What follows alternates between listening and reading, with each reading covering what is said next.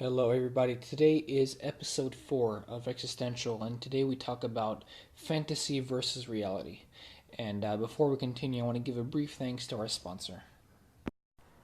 If you haven't heard about Anchor, it's the easiest way to make a podcast. Let me explain. Number one, it's free. There are creation tools that allow you to record and edit your podcast right from your phone or computer. Anchor will also distribute your podcast for you so it can be heard on Spotify, Apple Podcasts, and many more platforms. You can make money from your podcast as well with no minimum listenership, meaning that you can make money and monetize your work without having a million or even 100,000 listeners. You can start right from zero. Lastly, everything you need to make a podcast is in one centralized location. It's all in one place. There are no excuses not to make a podcast. I know so many people who want to make a podcast and they just are scared of it. Anchor makes it so easy. Anchor removes all the reasons why you should not make a podcast and gives you countless reasons why you should. Download the free Anchor app or go to anchor.fm to get started. Alright, so we're back. Now, fantasy versus reality. Here's a really interesting topic, which is a multifaceted idea. And today we're just going to talk about the practical balance. What is it? Why you can't live without it, and how it how deeply it affects the way you live your day-to-day life. So we first dive into the obvious question at hand. What is it? And while it may seem as though this is a pretty simple topic to understand, and in all reality it is a really multifaceted topic, as I mentioned. So let's dive into each one of the definitions here. So fantasy is an illusory sense of safety, right? And over later we're going to reference a circle, and I want you to imagine this circle. We'll actually go to it right now. I want you to imagine this circle, and this circle has a circle inside it and a circle inside it. 3 rings, one bigger than the other. And in the smallest circle, I want you to think of the term reality. Then on the outer circle, I want you to think of the term illusory safety or illusionary safety. Then on the top of that one, on the furthest ring outside from starting from reality, I want you to write the word fantasy. And this is what I personally believe is the normal and primary balance, just in my own opinion, from my own experiences of what I found it to be in my head. So we dive in. So fantasy is it's the idea that, or the reality that you're rich, right? A lot of times people will try to convince themselves of reality and search for elements in their reality, search for specific elements in their reality to back up this fantasy, even though it's untrue. For instance, you'll see a lot of people go into great lengths. So let's say the statement would be, I'm rich. I'm rich brings about thoughts, right, that, okay, so I need to confirm my reality that I'm rich. Now, we're going to go into a different episode about how insecurity will drive a person to talk a lot, and then after they talk a lot, right, it's kind of rooted in the fact that I don't have much. But if I'm rich, I'm secure, right? This is why you don't see the top NBA players or the top basketball players constantly talking about how amazing they are. Anyhow, so one has a constant need to confirm realities, right? Even if it's a fantasy. So let's say I'm rich, okay, and I would be constantly on the hunt for different elements of my reality to prove that I'm rich, and simultaneously ignoring the obvious truths that counter my claim. For instance, say I'm rich, okay, that's the claim. I want to go around, right, I walk around my room and I find my watch box. Now, my watch box is made of beautiful wood. It's made of veneer, gorgeous wood. And inside is a $10 watch. So I don't focus on the $10 watch. Rather, I focus on the really nice case that I have that's protecting my watch. Or I'll walk around my room and I'll look at my computer. It's a $150 computer, but my desk is $850. Right? So I'll try to select I'll try to selectively point out different parts and different elements that compose reality in order to confirm my claim that I'm rich, right? And this is something that people do a lot with Bible or with the Torah or with the Quran, for instance, right? And when they're trying to prove a point, when they're trying to make a logical inference, and have their scriptures morals back it up. In other words, if I'm trying to make a claim about the Torah, and I'm trying to have the Torah, and I'm trying to provide evidence from the Torah to back up my claim. Right, that's what I'm talking about. So a lot of people, what they do is they'll cite, and this is how people come up with outlandish interpretations of the Torah or of the Bible or of the Quran, for instance. Right, they'll go and they'll say they'll find a weirdly ambiguous, very broad, unspecific part, a 4-word scripture that would say something like, "Do whatever makes the person happy." Right, and that would obviously, I'm sure that would follow another scripture that said, "Do blah blah blah blah blah," do A, B, and C, and then after that said, "Do whatever makes you happy." Right, it's a weirdly positioned one, super broad, and what a lot of these people do, well, they'll selectively pick out choice scriptures to prove their point, even though there is 30 times the evidence to prove that they're indeed wrong. However, they'll pick this one to back up their argument and then claim that, okay, well, it says it in the Torah, therefore blah blah blah is true, therefore my argument is valid. Now, this idea of selectively choosing what parts of reality you want to take out is a fraudulent and apocryphal way to live one's own life, right? This will give one, as it did to me in the past, right? It'll give you a lot of complexes, like it did to me, about you start questioning after everything you do is it too affectatious? Is it too for others? I mean, there's a whole world out there that can really screw up with you if you screw around with your mind, really, if you decide to mess around with these aspects, right? But this idea of selectively choosing parts of reality to confirm what your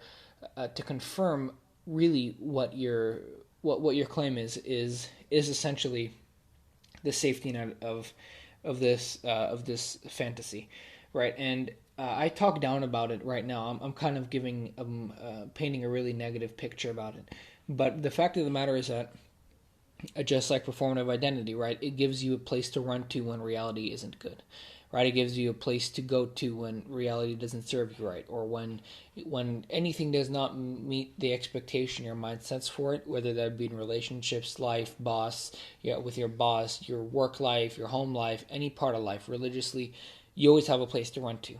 And by the way, fantasy is a bigger bubble. The performative identity falls under the umbrella of a fantasy in a way that it's ingenuine. So we look back at this circle, and fantasy is a fantasy. You have the fantasy, then you have the illusionary safety, right? Which is, so we have the claim, right? That's the fantasy. Then in the smaller circle, we have these small affirmations from your reality that's, oh, I'm rich, very small, tiny little cues. Let's say you live next to a nice mall and you walk around, or you save up, you use your last $1,000 in your bank account to buy yourself a Louis Vuitton belt, right? And then claim that you're rich, right? I mean, it's very inconsistent with the reality, right? And so before we dive into a little bit more, I wanted to give another brief thanks to our sponsor. All right, so that was a little brief introduction to what I defined as a fantasy.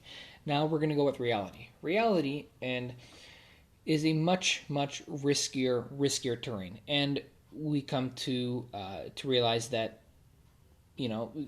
with greater risk and greater pain comes greater reward. Right? This is a theme that's constantly spread out through the other 3 episodes and all the episodes to come. Right? We're going to explore how having a tougher reality, or having a tougher rooted in it being a tougher reality, right, will give you a bigger reward. So what is the payoff for such a hard job? The job being being rooted in reality, having your roots set in reality, is a very, very hard thing to do because of how unpredictable it is. Fantasy is solely constructed or mostly constructed by you. Reality, unfortunately, is not. Reality is a mix of you, your analytical thought, your mood. It can alter your mood. It has control over you. A lot of it is your external circumstances. Yes, you have control over your reactions, but that doesn't detract from how your circumstances take place around you. You have to be involved with others. You have to give attention to feelings that you don't really want to. You are really involved in a place that you don't want to be many times, right? And this a lot of people who live in fantasies, right, don't really have a tolerance to be able to live in such an area, right? So the kind of pain that comes with living in reality sometimes comes at a greater cost. As we mentioned in the last episode, the world is built on logic, as was your mind. Your mind has a natural hunger for logic. Everything has to make sense and make logical, right? Everything has to make sense. That is the mind's way of confirming reality. Everything makes sense. Your mind sees A, it expects B. I drop the pencil has to fall, right? This is a rule. A rule makes sense to us, and things make sense, make us and help us stay and remain sane, right? Mentally or neurologically satiating in a way. So the price of the reward of being involved and rooted in reality is the fact that you can is the comfort you have of living in reality, right? When you're in a fantasy, there is this underlying feeling that you're not really living in reality. When you're living in reality, you legitimately have nothing much to be scared of. It is a very, very satisfying, I'm on the front lines of war type of scene, right? It's a very, very not just comforting, because comforting is fantasy. Reality is comforting. Living in reality in a way is comforting, given that you know that there is nothing else. You're actually in there. There's really nothing else to escape to because you're living in reality, right? So that is, so it's the reward is essentially living in reality. That's a reward in and of itself. It's very difficult for me to further define, right? So the higher the payoff, the higher the payoff, the higher the risk, obviously. So we come to ask, why can't one live in both?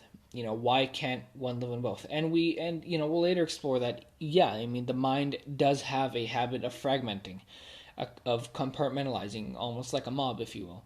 And I want to reference now is the time where we reference a very interesting, a really, really interesting aspect, right? Here's a little bit of a personal story. So when I was let's just define it as before and after the dream. What is the dream? The dream was that I would be wealthy and happy and prosperous and successful and, the American dream, right? That was the dream. And whenever I felt the dream, right, and music amplified that to degrees one cannot even imagine, right? In other words, when I was super, super ambitious, I was super motivated, and whenever I felt the dream, it felt empowering, powerful, inspiring, real, pure, achievable, really, down to earth, ironically, and it's not a bad thing. This was just me being ambitious, but it was all in my head mentally. Now, when I was around 15 or 16 years old, probably earlier actually, but when I was 15 or 16 years old, I actually took action on this. I started opening up my own businesses. I started making actual real ventures. I've always been interested in this type of thing. You can catch me when I was 6 years old, for instance, walking around with business cards to promote my cake business, which I made cakes and wanted to sell them and whatnot, right? So,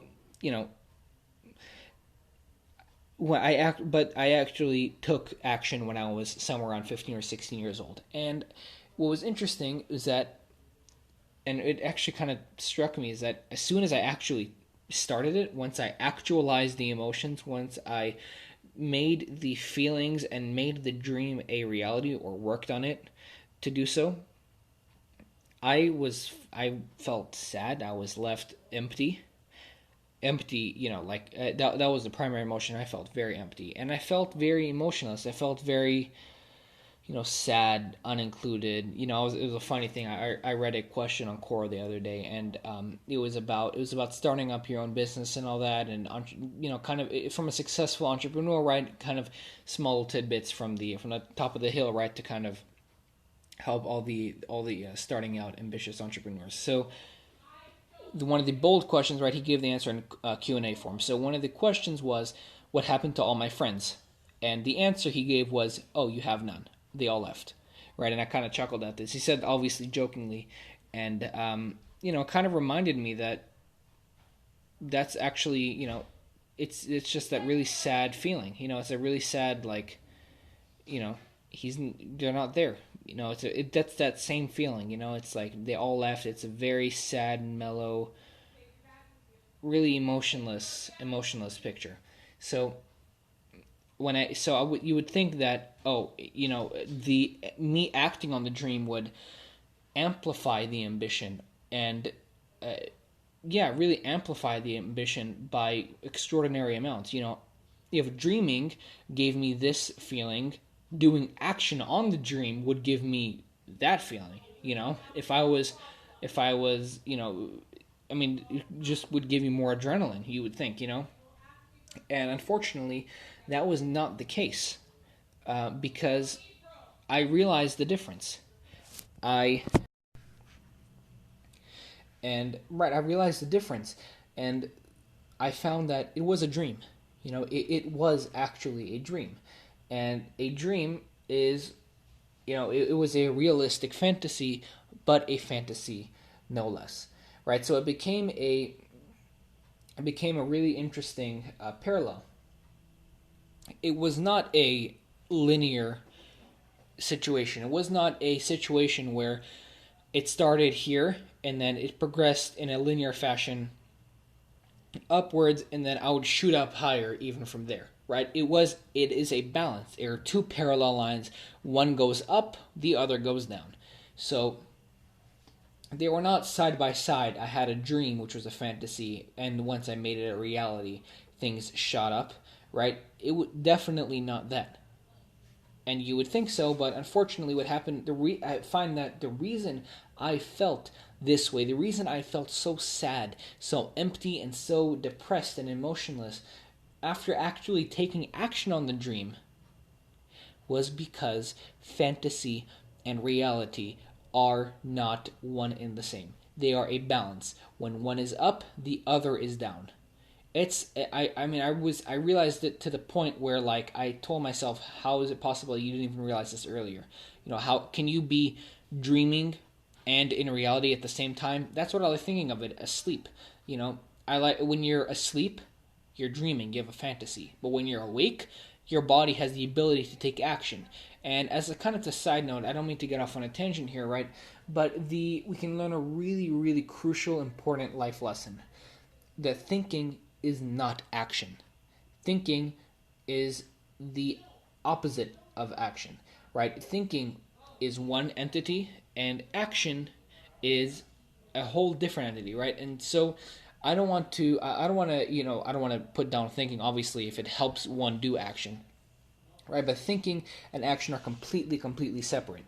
So when you're asleep, you're just thinking, and when you're doing action, you're affirming reality, right? So it's a very, very interesting parallel.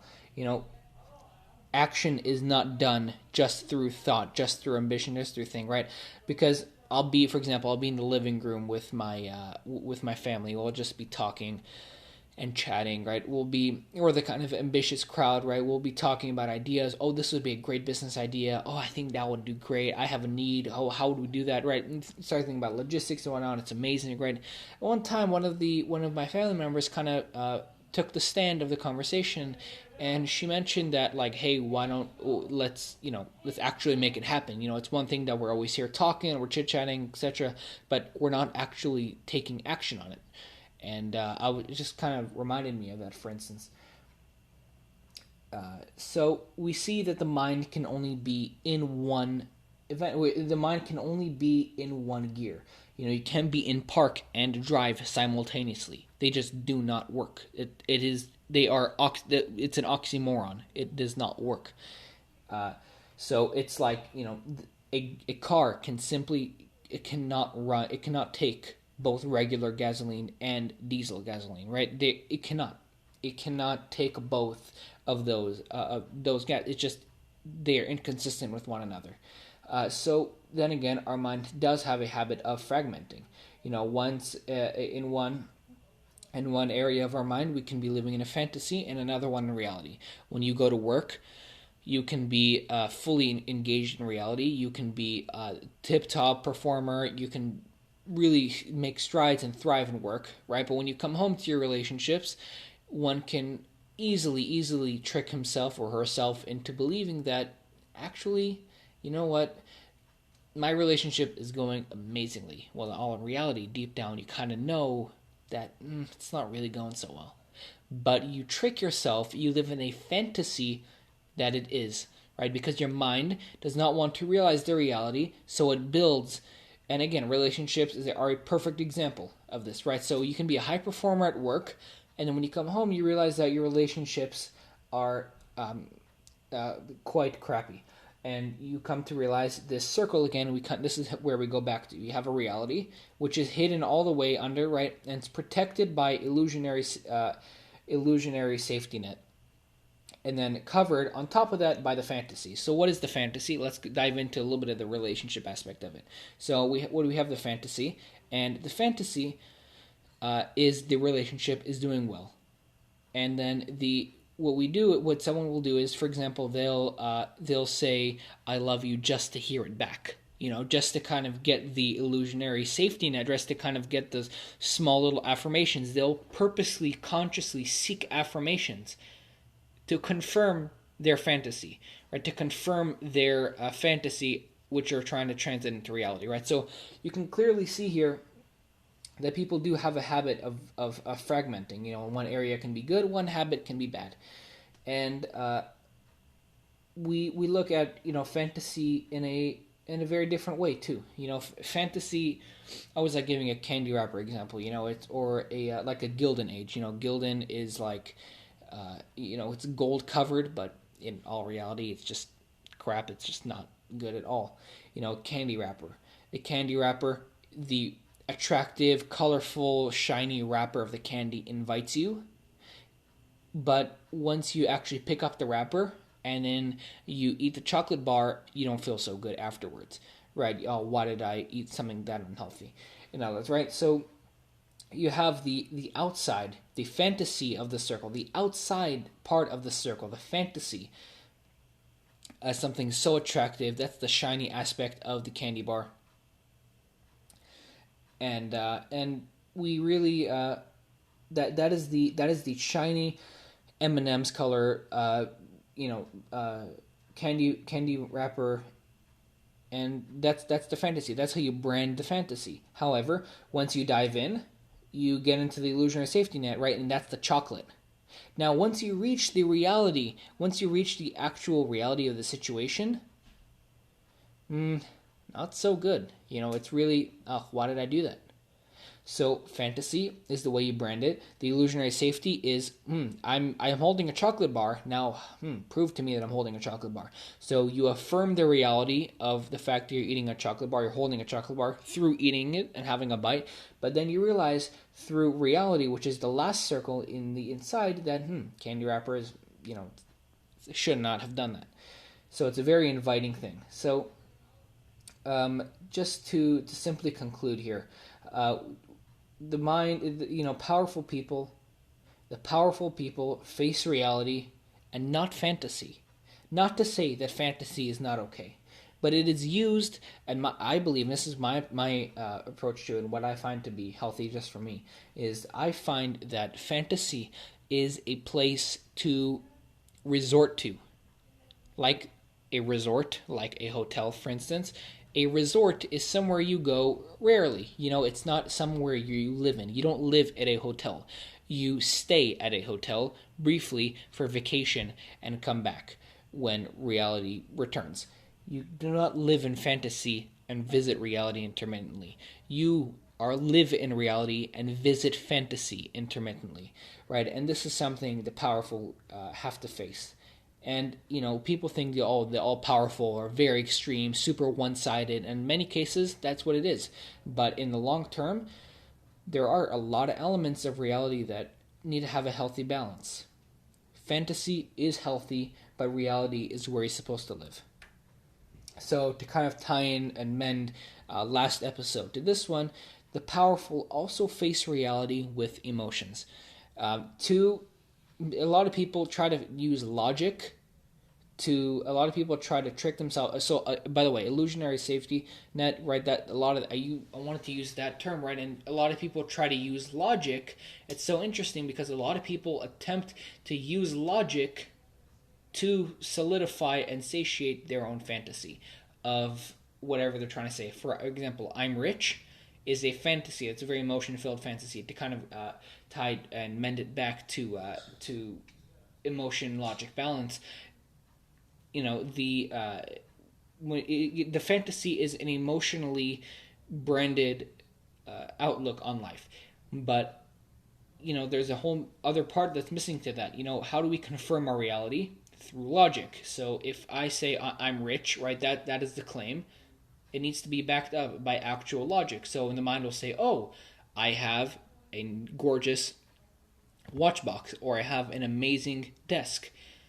And it will logically, keyword, logically pick out certain parts of your own reality to kind of prove to yourself, right, that you are indeed rich, right? So it's it's logic backing your fantasy, right? And that's in a way what kind of sets the